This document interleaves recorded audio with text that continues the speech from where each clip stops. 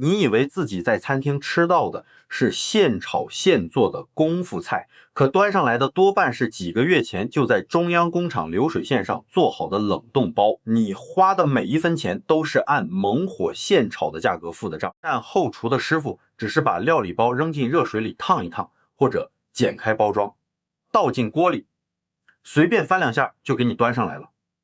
这种巨大的落差让越来越多的人开始警惕。今天我们就来彻底揭开餐馆里那些最不该点的预制菜名单，每一个都是又贵又难吃，谁点谁当冤大头。第一种红烧肉，正宗的五花肉要提前烧皮刮洗干净，切成大小均匀的方块，冷水下锅慢慢逼出血沫，捞出来沥干之后，下油锅煎到四面微微焦黄，再起一锅炒出糖色，让每一块肉都裹上漂亮的琥珀色泽，然后才加入花雕酒和复合香料，用最小的文火慢炖将近2个小时，炖到中途还要开盖撇去浮油，反复调咸淡。最后收汁的时候，酱汁变得浓稠透亮，紧紧扒在肉块上。这时候的肉皮软糯粘唇，肥肉部分用舌尖轻轻一压就化开。瘦肉吸饱了汤汁，一口咬下去，咸中带甜，香料的味道一层一层涌上来，完全不会腻。可是大部分餐厅为了省下几个小时的炖煮时间和人工成本，直接从供应链拿货。那些预制红烧肉装在真空铝箔袋里，在零下18度的环境中冻了不知道多久。后厨出餐的时候，只需要连着袋子丢进沸水里，隔水加热，再倒进盘子里，淋一点现成酱汁就完事。这种冻过的五花肉重新受热之后，肉质会发生明显改变，肥肉不再软糯，而是带着一股生硬的油脂凝固感，瘦肉部分纤维紧缩，变得又干又柴，根本没有一丝入口即化的意思。而酱汁是工业化勾兑出来的，除了咸味和单一的甜味，你几乎尝不到八角、桂皮和花雕酒叠加出来的层次。一盘这样的红烧肉在餐馆里动辄卖到40-50块，甚至更高，完全就是又贵又没有诚意。该怎么分辨呢？太简单了，看见红烧肉每一块切的跟尺子量出来一样，大小摆盘整整齐齐，颜色暗红，但是酱汁异常浓稠，像糊了一层胶水，肥肉和瘦肉之间界限模糊，尝一口肉味寡淡，酱汁只有表面附着，那就是冷冻再加热的典型特征，十有八九是预制菜。第二种糖醋里脊，这道菜本来是最考验火候的，新鲜的猪里脊要先片成厚薄均匀的大片，用刀背轻轻拍松，再切成粗细差不多的条状，加盐和料酒抓匀，腌上底味面糊，要现调现用，用鸡蛋、淀粉和少量面粉搅拌到刚好能挂住筷子，裹在里脊条上，不能太厚也不能太薄，油温要烧到6-7成，一条条下锅炸至外壳，挺起颜色金黄，捞出来，等油温再升高一些，进行第2次复炸，这样才能做到外皮酥脆的掉渣，里面的肉却嫩的流出肉汁。糖醋汁更见功夫，用米醋、白糖、番茄酱和一点点老抽在小锅里慢熬，熬到冒出细密的鱼眼，泡泡醋的酸香和糖的甜香完美融合，然后淋在刚出锅的肉条上，快速翻匀，每一条都均匀挂汁，盘底不会积下一滩酱水。现在餐厅里的糖醋里脊很多都是冷冻的半成品，一箱一箱的冻肉条早就挂好了工业浆，可能已经冻了半年之久。厨师只需要把这些硬邦邦的冻肉条直接丢进油锅里炸熟，再把预制糖醋汁倒进微波炉或者锅里热一热，往肉上面一浇就完事。这种冻过的肉条炸出来外壳厚得像穿了一件棉袄，咬下去粉感十足，满是吸饱油的油腻味儿。里面的猪肉早就失去了鲜香，只剩下一种僵硬的口感。糖醋汁通常红的不自然，甜的发腻，酸味尖锐刺鼻，没有真材实料熬出来的柔和感。如果一个糖醋里脊端上来，你发现外壳颜色特别红亮，酱汁挂在壳上久久不渗进去，咬开之后肉条是发白干硬的，那就不用怀疑了，绝对是冷冻的半成品加工出来的。第三种，鱼香肉丝，正宗的鱼香肉丝是要急火快炒的，所以一切都要提前备好。猪里脊肉切成细丝，用盐、料酒、水淀粉抓匀上浆，这样炒出来才嫩滑。莴笋或者冬笋切成丝，黑木耳也切成细丝，泡椒和姜蒜剁得碎碎的。调一碗鱼香汁同样讲究，用糖醋、酱油、料酒和水淀粉按一定比例调匀，讲究的还会加一点高汤。大火把锅烧到冒烟，下冷油划开，肉丝变白就捞出来，然后下泡椒末和姜蒜末，快速炒出红亮的油色和香味，再把笋丝、木耳丝倒进去翻炒。接着把肉丝回锅，沿着锅边倒入调好的碗汁，手腕一翻，锅里轰轰的火苗往上窜。不过几秒钟的功夫，所有食材就被芡汁紧紧包裹住，酸甜咸辣同时迸发，肉丝嫩滑，配菜爽脆。可是当这道菜变成预制菜，一切就全毁了。预制鱼香肉丝的肉丝通常用的是冷冻调理肉丝，解冻再加热之后，不仅没有嫩滑感，反而会出水发柴。各种配菜混在一起，装在密封袋里，经过冷冻再解冻再2次加热，笋丝和木耳丝早就失去了爽脆，变得软趴趴，毫无嚼劲。酱汁是标准化调配的酱料包，只管甜和辣，没有大火爆出来的那种焦香和鑊气。怎么判断呢？你点的鱼香肉丝，如果碗底汪着一层红油，芡汁浓得像浆糊，里面的木耳和笋丝全都软塌塌的，吃一口完全感受不到猛火快炒特有的烟火气味，那这盘菜基本就是在开水里走一圈，再拌上酱包弄出来的。第4种，宫保鸡丁。这道菜讲究鸡丁的滑嫩和花生的酥脆，一柔一脆的碰撞是其灵魂。正经做法要选鸡腿肉，去骨后用刀尖轻轻剁断筋膜，再切成拇指大小的丁，用酱油、料酒和水淀粉腌制上浆，还要封一层冷油，防止粘连花生米。要小火慢炸，炸到颜色略深，香味一出就马上捞出来晾凉，稍微一过火就苦了。炒的时候要把干辣椒和花椒用温油慢慢煸出胡辣香味，再下鸡丁滑炒，随后倒入用糖醋、酱油和水淀粉调好的碗芡，大火快速收汁，最后关火，才把酥脆的花生米倒进去，翻一下，立刻装盘。这样出来的宫保鸡丁，鸡丁裹着薄而亮的芡汁，咬开是满满的肉汁和弹性，花生米香脆，每一口都带着热辣的锅气。但在预制菜的体系里，鸡丁是冷冻的，酱汁是料包，花生米可能早就拌在里面，一起冻了很久，拿到后厨只需等待加热，倒进盘子里。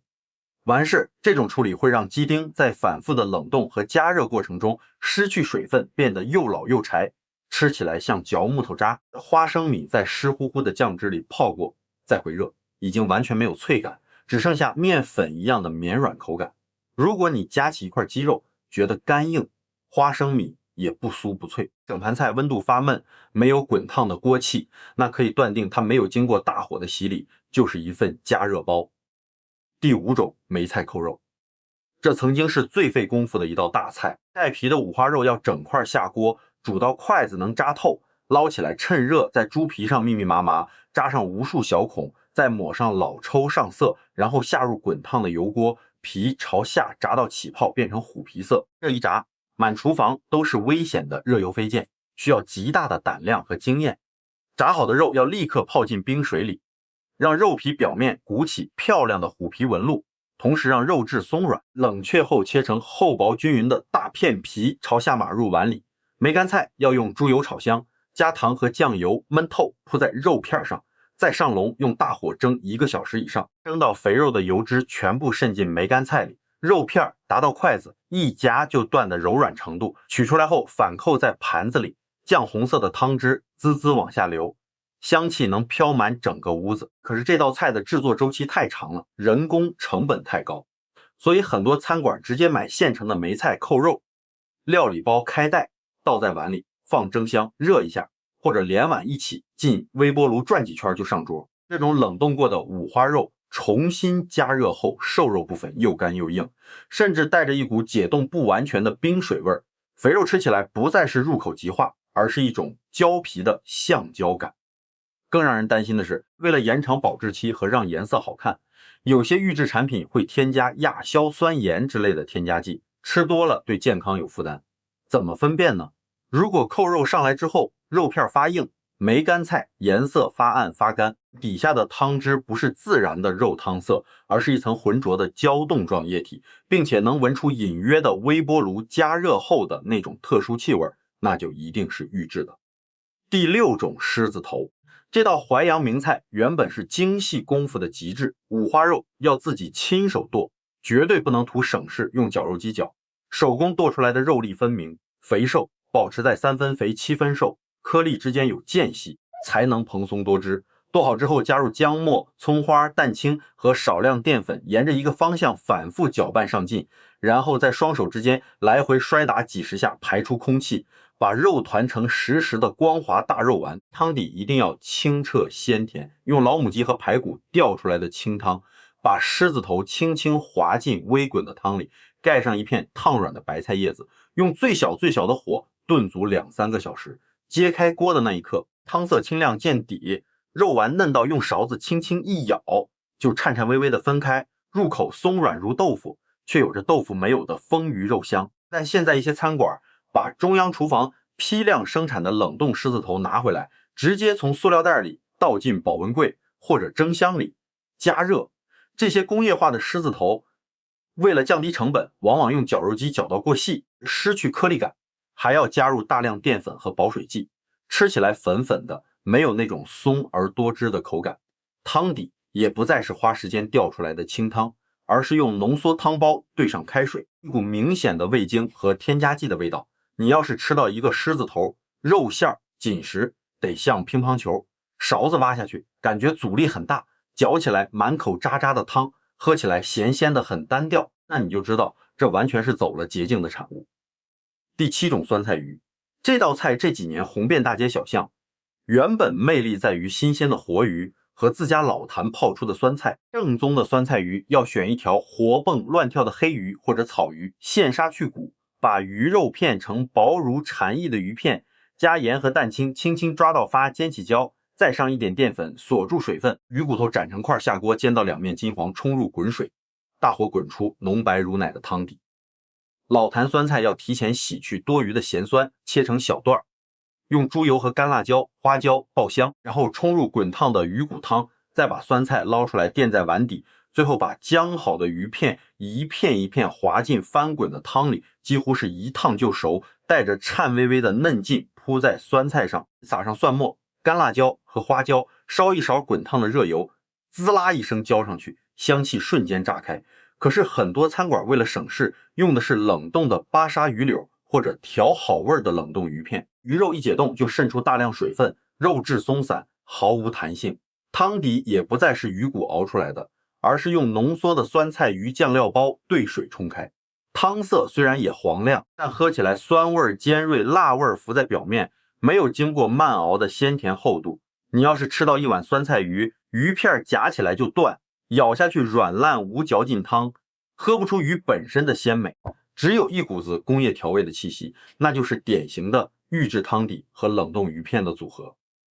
第8种佛跳墙，这曾经是闽菜中极尽奢华的一道功夫菜，需要把鲍鱼、海参、花椒、干贝、猪蹄、老鸡、金华火腿等几十种干货和鲜料分别用不同的方法发制、焯水油炸或者煎香，然后把它们一层一层按照耐炖的程度铺进酒坛子里，最底下放最耐煮的猪蹄和鸡块，中间放瑶柱和鸽蛋，上面铺鲍鱼和海参，再注入陈年的绍兴老酒和顶汤，用荷叶把坛口封严，放在炭火上，用最小的火慢慢煨至6个钟头，甚至更久，煨到各种食材的胶质和氨基酸全部融进汤里，汤色金黄而清澈，喝一口能尝到时间和火候叠加出的醇厚鲜甜。但现在普通餐馆里的佛跳墙已经彻底变成一种工业快消品，商家用最便宜的替代品填充，小规格的冰冻鲍鱼和薄如纸的海参胶质完全不够，提前放在一起炖煮，时间不够就靠添加明胶或者增稠剂让汤变浓，一罐罐预制佛跳墙批量生产，后厨只需要隔水蒸热就可以上桌。这样做出来的汤虽然看着浓，但喝起来是糊嘴的胶水质感，各种食材口感模糊，鲍鱼和海参都没有应有的弹牙和软糯，每种料吃起来都是一个味儿。更离谱的是，价格依然高得吓人，花大价钱买回的不过是一份包装精美的加热包，所以这道菜性价比极低，能避开就尽量避开。第9种蒸蛋羹，你可能会觉得这种简单到不能再简单的家常菜，总不至于也预制吧？可事实恰恰让你大跌眼镜。的确有一种餐厅专用的浓缩蛋液，是工厂里把鸡蛋经过巴氏杀菌后，添加多种改良剂调配好的，装在大袋子里，厨师只需要剪开袋子，倒进碗里，加一点热水，搅一搅，放进蒸箱5分钟，就能端出一碗看起来完美无瑕的蒸蛋。它的成本低到让人难以置信，一碗还不到几毛钱，而用新鲜鸡蛋蒸出来的成本至少也要2、3块。这种浓缩蛋液蒸出来的蛋羹，表面平滑的像一面镜子，没有一个气孔，用勺子拍一拍，会像果冻一样晃动。入口不是嫩，而是带着一股不自然的弹牙感，蛋香气很淡，却有一股很明显的鸡精或者添加剂味道。而真正用鲜鸡蛋打的蛋液加温水调匀，过滤掉蛋筋，盖上盖子中小火蒸出来的蛋羹，表面会有少量均匀的细密小孔，咬起来像豆花一样微微颤动，入口即化，留下满口的鸡蛋原香。如果你在一家餐厅点了一份蒸蛋，吃到嘴里觉得它太弹太滑，蛋味不对，那你很可能就遇到了预制的浓缩蛋液。想要在点菜时尽可能避开这些雷区，有几个非常简单的技巧，你可以马上用起来。第一，点菜的时候直接问服务员，这道菜是现做的还是预制的，态度坦然一点。大部分服务员面对直接询问都不太敢撒谎。第二，观察一下菜单，如果一家并不大的小餐馆菜单却密密麻麻印着几十上百道菜，连佛跳墙、东坡肘子这类耗时间的功夫菜都有，那绝对不可能全是现做，极大概率是靠预制菜在支撑。这种店进去就要提高警惕。第三，用耳朵和鼻子去判断。如果你走在餐厅附近，或者刚走进门口，就闻到一股浓郁的爆炒葱姜蒜的香气，听见后厨传来哗啦哗啦的翻炒声和鼓风灶的轰隆声，那说明厨房在真正运作现炒的概率很大。但如果你只能闻到一股类似加热速食包那种闷闷的气味，后厨安安静静，只听见微波炉叮的一声或者蒸箱的提示音，那这一餐你就要做好吃加热包的心理准备了。预制菜的普及原本是为了解决连锁餐饮标准化和效率的问题，它本身不是万恶不赦的东西。但如果在正餐的堂食里，你付出了现炒菜品的价格，满心期待着一份带着锅气和人情味的手工菜，结果得到的却是一份标准冰冷毫无个性的复热包，这种体验上的巨大落差才是问题的核心。更让人担忧的是，当越来越多的餐厅完全依赖预制菜，真正有手艺的厨师就慢慢失去了在灶台上钻研火候和调味的舞台。那些只可意会不可言传的翻锅技巧，调料在火边随手一撒的精准直觉，说不定就会这样一点点消失。食物从来都不只是饱腹的燃料，它还应该是带着温度的体验和文化的传递。下次再走进餐厅，希望你能用今天听到的这些方法，为自己选到一份对得起价钱和期待的现做菜肴。如果今天的内容让你有收获，记得点赞订阅，更多实实在在的避坑内幕正在路上。